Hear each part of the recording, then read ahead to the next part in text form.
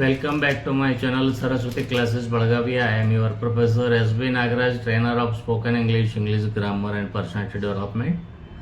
ಸ್ನೇಹಿತರೆ, ನಾನು ನಿಮ್ಮ ಪ್ರೊಫೆಸರ್ S.B. ನಾಗರಾಜ್.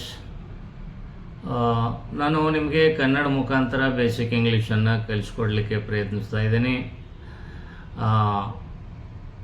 ನನ್ನ ಎಲ್ಲ ಅಭಿಮಾನಿ ಸಬ್ಸ್ಕ್ರೈಬರ್ಸ್ಗೂ ಮತ್ತು ಈ ವಿಡಿಯೋನ ವೀಕ್ಷಿಸುತ್ತಿರುವ ನಿಮಗೂ ನನ್ನ ಅನಂತ ನಮಸ್ಕಾರಗಳು. ಈ ವಿಡಿಯೋನ ದಯವಿಟ್ಟು ಕೊನೆಯವರೆಗೆ ನೋಡಿ ಅರ್ಥ ಮಾಡಿಕೊಳ್ಳಿ. ಇವತ್ತು ಇನ್ನೂ ಕೆಲವೊಂದು ಶಬ್ದಗಳನ್ನು ನಮ್ಮ ಇಂಗ್ಲೀಷ್ ಭಾಷೆಯಲ್ಲಿ ಮಾತನಾಡುವಾಗ ಮತ್ತು ಬರೆಯುವಾಗ ಯಾವ ರೀತಿಯಾಗಿ ಉಪಯೋಗಿಸಬೇಕು ಅನ್ನೋದನ್ನು ನಾನು ಇವತ್ತು ನಿಮಗೆ ಹೇಳ್ಕೊಡ್ತಾ ಇದ್ದೇನೆ. ಸ್ನೇಹಿತರೆ, ಮೊದಲನೇದಾಗಿ ಆ್ಯಂಡ್ ಅಂತ ಬರುತ್ತೆ. ಈ and, but, because, therefore, that, or ಈ ಥರ ಈ ಶಬ್ದಗಳೇನು ಬರ್ತಾವಲ್ಲ, ಇವಕ್ಕೆ ಕಂಜಂಕ್ಷನ್ಸ್ ಅಂತ ಹೇಳ್ತಾರೆ. ಸಮುಚ್ಚಯಾವ್ಯಯಗಳು. ಸಮುಚ್ಚಯಾವ್ಯಯ ಅಂದರೆ ಕೂಡಿಸುವಂಥ ಶಬ್ದಗಳು. ಕಾಂಪೌಂಡ್ ಮತ್ತು ಕಾಂಪ್ಲೆಕ್ಸು ವಾಕ್ಯಗಳನ್ನು ಮಾಡಲಿಕ್ಕೆ ನಾವು ಇವನ್ನ ಬಳಸ್ತೀವಿ. ಯಾಕಂದರೆ ಇವು ವಾಕ್ಯಗಳನ್ನು ಮತ್ತು ಶಬ್ದಗಳ ಗುಂಪುಗಳನ್ನು ಅಥವಾ ಶಬ್ದಗಳನ್ನು ಜೋಡಿಸಲಿಕ್ಕೆ ಈ ಶಬ್ದಗಳು ನಮಗೆ ಅತ್ಯಂತ ಉಪಯುಕ್ತ. ಅದಕ್ಕಾಗಿ ಈ ಶಬ್ದಗಳನ್ನು ನಾವು ಇಂಗ್ಲೀಷ್ನಲ್ಲಿ ಬಳಸೋದನ್ನು ಕಲಿಯಲೇಬೇಕಾಗ್ತದೆ. ಹಾಗಾದರೆ ಮೊದಲನೇ ಶಬ್ದ ಆ್ಯಂಡ್ ಅಂತ ಇದೆ, ಅದನ್ನು ನೋಡೋಣ. ಆ್ಯಂಡ್ ಅಂದರೆ ಏನು? ಆ್ಯಂಡ್ ಅಂದ್ರೆ ಮತ್ತು ಅಂತ. ಆ್ಯಂಡ್ ಅಂದರೆ ಮತ್ತು. ನನ್ನ ತಂದೆಯವರು ಮತ್ತು ಅವನ ತಂದೆಯವರು ಕೂಡಿಕೊಂಡು ಮಾರುಕಟ್ಟೆಗೆ ಹೋದರು. My father and his father together went to the market. ನನ್ನ ತಂದೆಯವರು ಮತ್ತು ಇವನ ತಂದೆಯವರು ಕೂಡಿಕೊಂಡು ಮಾರುಕಟ್ಟೆಗೆ ಹೋದರು. My father and his father went to the market together. ನಾಯಿ ಮತ್ತು ಬೆಕ್ಕು ಜೋರಾಗಿ ಓಡುತ್ತಿವೆ. ನಾಯಿ ಮತ್ತು ಬೆಕ್ಕು ಜೋರಾಗಿ ಓಡುತ್ತಿವೆ. The dog and the cat are running fast. The dog and the cat are running fast. ಹುಡುಗರು ಮತ್ತು ಹುಡುಗಿಯರು ಸೇರಿಕೊಂಡು ಆಟವಾಡುತ್ತಿದ್ದಾರೆ. ಹುಡುಗರು ಮತ್ತು ಹುಡುಗಿಯರು ಸೇರಿಕೊಂಡು ಆಟ ಆಡ್ತಾ ಇದ್ದಾರೆ. The boys and the girls are playing together. The boys and the girls are playing together. ಇನ್ನು ಬಟ್ ಅಂದರೆ ಏನು? ಆದರೆ.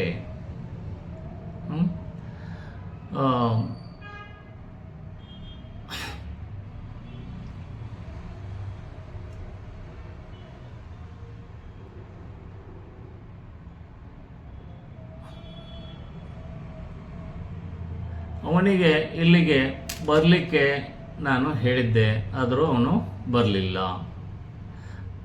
ಅವನಿಗೆ ಇಲ್ಲಿಗೆ ಬರಲಿಕ್ಕೆ ನಾನು ಹೇಳಿದ್ದೆ, ಆದರೆ ಅವನು ಇಲ್ಲಿಗೆ ಬರಲಿಲ್ಲ. I had told him to come here, but he didn't come.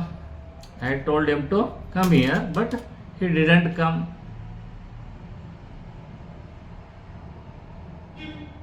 ಅವನಿಗೆ ಕಠಿಣ ಪರಿಶ್ರಮದಿಂದ ಅಭ್ಯಾಸ ಮಾಡಲು ನಾನು ಹೇಳಿದ್ದೆ, ಆದರೆ ಅವನು ಮಾಡಲಿಲ್ಲ. ಅವನಿಗೆ ಕಠಿಣ ಪರಿಶ್ರಮದಿಂದ ಅಭ್ಯಾಸ ಮಾಡಲು ನಾನು ಹೇಳಿದ್ದೆ, ಆದರೂ ಅವನು ಮಾಡಲಿಲ್ಲ. I had told him to study hard, but he didn't study hard. I had told him to study hard, but he didn't study hard.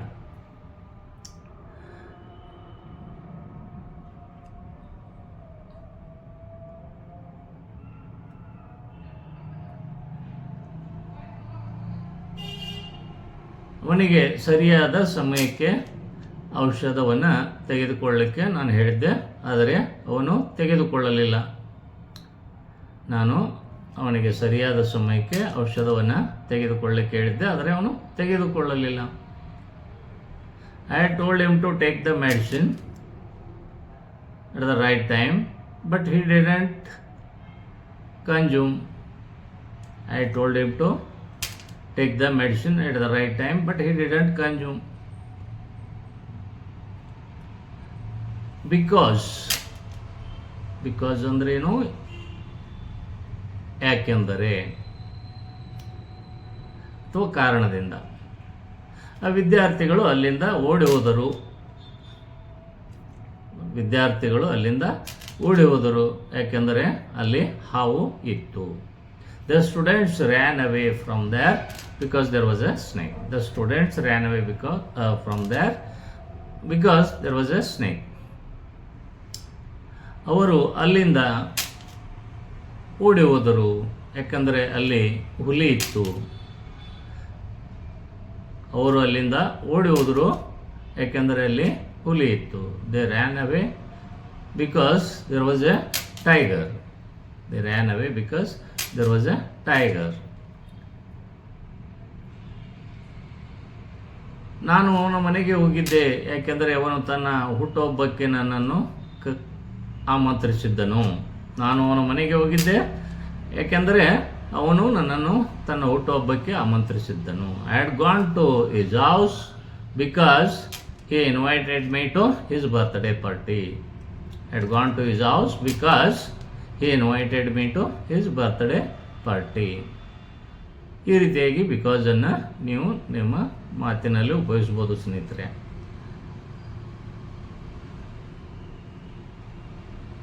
R ಅಂತ ಬರುತ್ತೆ. ಆರ್ ಅಂದರೆ ಏನು, ಅಥವಾ ಡೂ ಆರ್ ಡೈ ಅಂತ ಹೇಳ್ತಾರೆ. ಮಾಡು ಇಲ್ಲವೇ ಮಡಿ, ಡೂ ಆರ್ ಡೈ. ನಾವು ದೇಶಕ್ಕಾಗಿ ಏನಾದರೂ ಮಾಡಬೇಕು, ಇಲ್ಲಾಂದರೆ ಮಡಿಬೇಕು.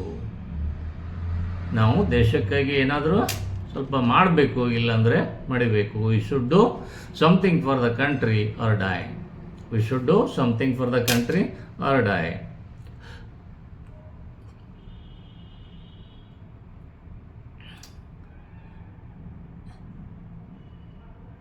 ಈ ಕೆಲಸವನ್ನು ನೀನು ಮಾಡಿ ಮುಗಿಸು, ಇಲ್ಲ ಅಂದರೆ ಈಗಲೇ ಇಲ್ಲಿಂದ ಹೊರಡು.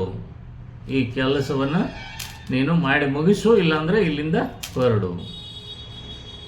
You do this work right now, otherwise you go home.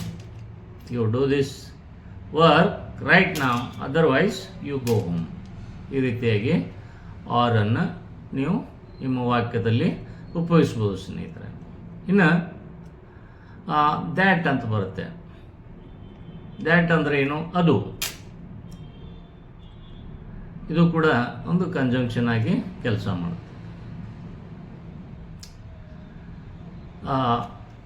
ಅವಳಿಗೆ ಅವಳ ಬಾಸ್ ಬರ್ತಾ ಇದ್ದಾನೆ ಅಂತ ಹೇಳಿ. ಅವಳಿಗೆ ಹೇಳಿ ಅವಳ ಬಾಸ್ ಬರ್ತಾ ಇದ್ದಾನೆ ಅಂತ. You tell her that her boss is coming. You tell her that her boss is coming.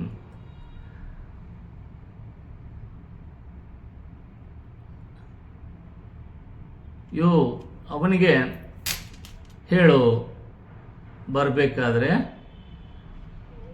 Notebook ಮತ್ತು ಪೆನ್ನನ್ನು ತೆಗೆದುಕೊಂಡು ಬರಲಿಕ್ಕೆ. ಅವನಿಗೆ ಬರಬೇಕಾದ್ರೆ ಒಂದು ನೋಟ್ಬುಕ್ ಮತ್ತು ಪೆನ್ನನ್ನು ತೆಗೆದುಕೊಂಡು ಬರಲಿಕ್ಕೆ ಹೇಳು. You tell him that to bring a notebook and a pen. You tell him that to bring a notebook and pen. ಸ್ನೇಹಿತರೆ, ಈ ರೀತಿಯಾಗಿ ನೀವು ಈ and, but, because, or, that ಇವುಗಳನ್ನು ನೀವು ನಿಮ್ಮ ಮಾತಿನಲ್ಲಿ ಬಳಸ್ಬೋದು ಸ್ನೇಹಿತರೆ. ಇದೇ ರೀತಿಯಾಗಿ ನೀವು ಇದನ್ನು ಹೆಚ್ಚೆಚ್ಚು ಪ್ರಾಕ್ಟೀಸ್ ಮಾಡಿದರೆ ಇವು ನಿಮಗೆ ಬರ್ತವೆ. ಇವು ಬಂದರೆ ನಿಮಗೆ ಇಂಗ್ಲೀಷ್ ಸ್ಪೀಕಿಂಗ್ ತುಂಬಾ ಈಸಿ ಆಗ್ತದೆ ಮತ್ತು ರೈಟಿಂಗ್ ಕೂಡ ಈಸಿ ಆಗ್ತದೆ. ಸ್ನೇಹಿತರೆ, ಈ ವಿಡಿಯೋ ನಿಮಗೆ ಲೈಕ್ ಆಗಿದ್ದರೆ ಲೈಕ್ ಮಾಡಿ ಮತ್ತು ನಿಮ್ಮ ಸ್ನೇಹಿತರಿಗೆ ಮತ್ತು ಸಂಬಂಧಿಕರಿಗೆ ಶೇರ್ ಮಾಡಿ. ಅದಲ್ಲದೆ ನಿಮಗೆ ಲೈವ್ ಆನ್ಲೈನ್ ಸ್ಪೋಕನ್ ಇಂಗ್ಲೀಷನ್ನು ಕಲಿಬೇಕಾಗ್ತಿದ್ರೆ ನಾವು ನಡೆಸುವಂಥ ಲೈವ್ ಆನ್ಲೈನ್ ಸ್ಪೋಕನ್ ಇಂಗ್ಲೀಷಿಗೆ ನೀವು ಜಾಯ್ನ್ ಆಗ್ಬೋದು. ಅಥವಾ ನಾನು ಇಂಗ್ಲೀಷ್ ಕಲಿಯಲು ಬರೆದಿರುವಂಥ ಎಲ್ಲ ಪುಸ್ತಕಗಳು ನಿಮ್ಮ ಹತ್ತಿರದ ಪುಸ್ತಕದ ಅಂಗಡಿಗಳಲ್ಲಿ ಸಿಗ್ತಾವೆ. ಕೇಳಿ ಅವುಗಳನ್ನು ಖರೀದಿಸಿ ನೀವು ಇಂಗ್ಲೀಷನ್ನು ಕಲಿತ್ಕೋಬೋದು. ಮತ್ತು ಇದೇ ಥರ ಇನ್ನೂ ಕೆಲವೊಂದು ಇಂಪಾರ್ಟೆಂಟ್ ಶಬ್ದಗಳನ್ನು ಅಥವಾ ಅವುಗಳನ್ನು ಇಂಗ್ಲೀಷ್ನಲ್ಲಿ ಮಾತನಾಡುವಾಗ ಬರೆಯುವಾಗ ಯಾವ ರೀತಿ ಉಪಯೋಗಿಸ್ಬೇಕು ಅನ್ನೋದನ್ನು ನಾನು ಹೇಳಿಕೊಡ್ಲಿಕ್ಕೆ ಬರ್ತಾಯಿದ್ದೀನಿ. ಅಲ್ಲಿವರೆಗೆ ಸರ್ವೇ ಜನ ಸುಖಿನೋ ಭವಂತು. ನಮಸ್ಕಾರ ಸ್ನೇಹಿತರೆ.